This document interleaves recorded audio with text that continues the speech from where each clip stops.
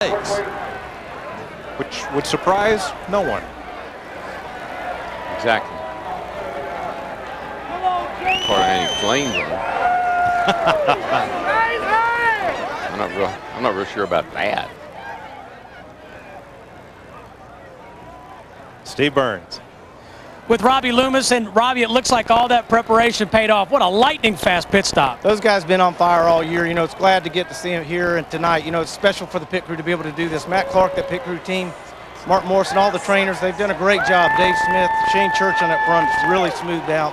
Just a great job. You know, Jeff Cook, we were worried his back blowed out this week, our Jackman. Those guys been on top of it. Great job. Thanks, guys.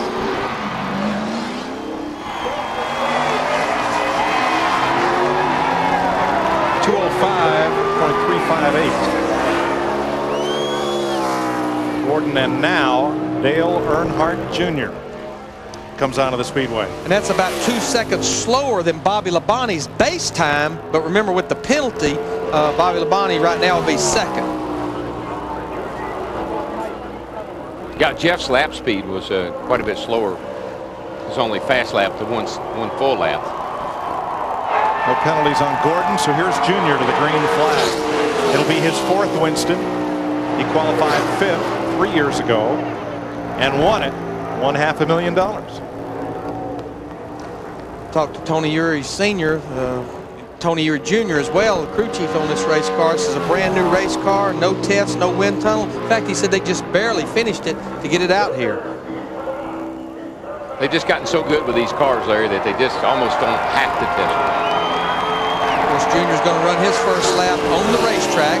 See the Fox tracks right there. 187 miles per hour to start-finish line, 191 miles per hour into turn one. Did you see her wobble down in there, Larry? Kind of bottom out a little bit. It upset the car just ever so slightly.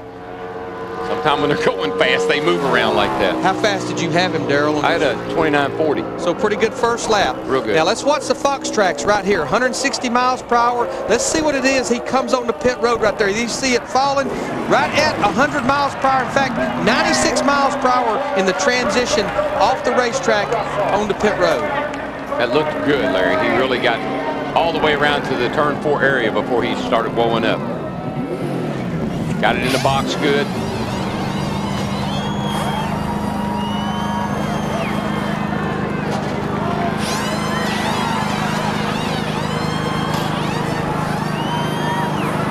Pretty decent stop. Just barely got finished with that left front, 13.6. Looks like he got out of the pit box pretty good. Now let's watch the Fox tracks right here. Let's see, we're going to freeze it right as he makes a transition up on the racetrack. 118 miles per hour leaving pit road. You heard him get against the rev limiter as he went to shift into fourth gear. Jeff Hammond, what'd you see down there? Larry, everything looked really good on the right side. Both tire changes came around together, but on the left front, the exchange, and as far as the guy getting back to the putting the tire back on, it was not as smooth as it was on the left rear. That's where they lost most of their time. Yeah, he's about a second slower, Jeff, than Jeff Gordon was. Had a really good right side, Darrell, but they just didn't quite get it done on the left side. But I'm going to tell you what, he did a job getting on and off pit road because he takes the pole away from Jeff Gordon. I think where he beat Jeff Gordon, first of all, Jeff's lap times were not very good. As far as his laps around the racetrack, and I believe that may be a product of that coming in before that getting up to speed lap, coming in on that green flag lap. I just don't think that was the way to go. So Junior by 0.3 of a second would take the pole from Gordon if he survives the lug nut test in the garage area. Matt? Well, Jeff Gordon survived the lug nut test. No penalties, but you just were bumped down to second. Yeah, you know, I'm just really proud. It was a really solid effort. We didn't have the fastest race car in practice today. The car was better there, but my pit crew was awesome. I mean, you know, it's one of those things where you want to be aggressive. You want to get everything you can, get into pit road, but you don't want to make any mistakes. So felt like I really had a good, solid run getting to pit road, and the guys were awesome. The pits, that's what got us up where we were, and you know, we'll just see where we end up. But I think it's going to be solid. Thanks, Jeff. Dick? The crowd just finally sat down after Dale Earnhardt Jr.'s run with his crew chief, Tony Uri Sr. What was the great advantage of that run? Where'd all that speed come from? Well, we brought a brand new race car here. It pays a lot of money to win this race, and we made a bad pit stop last time, had a penalty, and started next to the last. So we worked real hard on our pit stops for the last 2 weeks, and brought a brand new car here, and hopefully we can take that $1 million home. It's a lot of fun winning them $1 million. We won a couple of them at Talladega, so we're going to try to get one out of Humpy here. All right. Good luck with it. Thanks, Tony. How about that? He likes it. I asked him, I said, how about, is this the car you're going to run next week? Just to tell you the mindset of this race? He said, we'll see what we have left when it's over with. Oh, okay. Terry Labonte, the Kellogg's Got Milk Chevrolet. This will be Terry's 18th Winston. And that ties Bill Elliott for the most all-time appearances. Pole winner in '89. Started first in the inaugural Winston because he was the Winston Cup champ. That's how the rules were then. Won it in '88 and '89. Larry, that mindset you were talking about, it's been that way ever since 1985. Exactly. We'll see what we got left.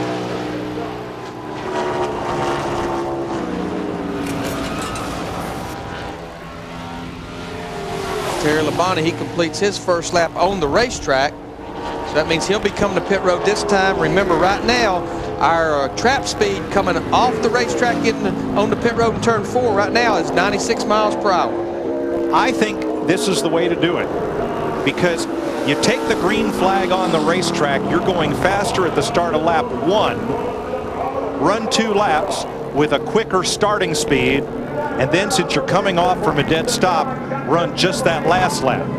I like this strategy.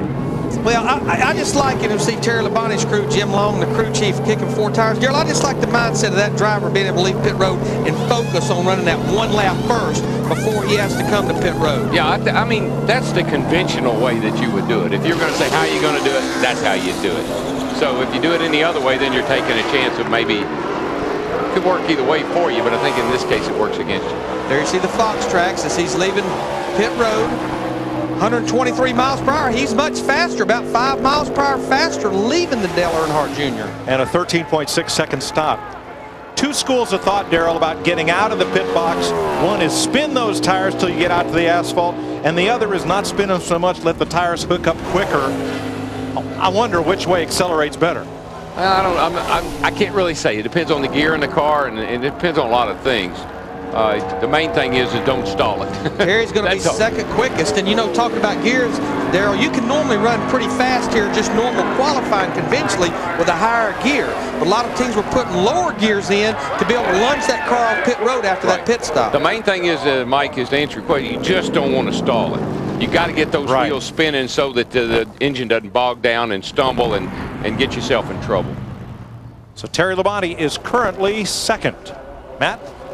Well, Dale Earnhardt Jr. debriefing with your Uncle Tony. Now, you were happy with your overall time, but not happy with the way you came on pit road? No, not really. You know, they want us to get on the pit road as hard as you can, you know, and we'll hop the car on the pit road. And probably we're just going to have to change everything, you know. So a little bit of work left to do now. Well, a little bit of money to spend too. So I think it's kind of ridiculous qualifying like this. These cars ain't meant to be drove, you know, up and down pit road like a bunch of lunatics. But that's what we're doing, and we're tearing our cars up. I think the 42 broke a transmission trying to get off pit road. I spun all the way out. I don't, you ain't no telling what we tore up, but you're gonna have to win the $1 million tomorrow night to help pay for the damages. Well, yeah. Hopefully nothing breaks in the process that we don't fix or don't find today. So. It's a good effort by my guys on pit road, though. I want to congratulate them. That's a great stop. They got me a good car. I can get around the track fast. Just trying to get on off pit road, you know. It's we need John Force to do that for us. Steve? Thanks, Matt. With Jim Long, tell us about your effort in that 5 bunch.